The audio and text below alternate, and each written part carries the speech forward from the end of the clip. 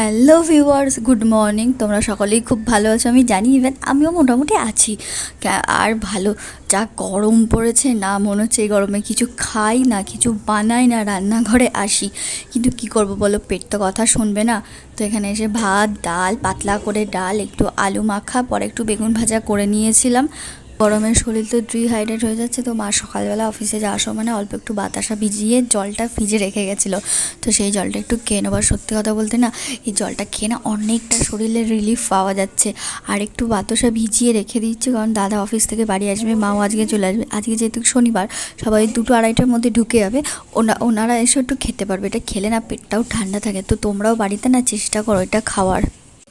কেন জানি না হঠাৎ আমার প্রচণ্ড দই খেতে মন ইচ্ছা করছিলো, তো মায়ের ব্যাগ থেকে পয়সা নিয়ে দোকানে চলে যাচ্ছি।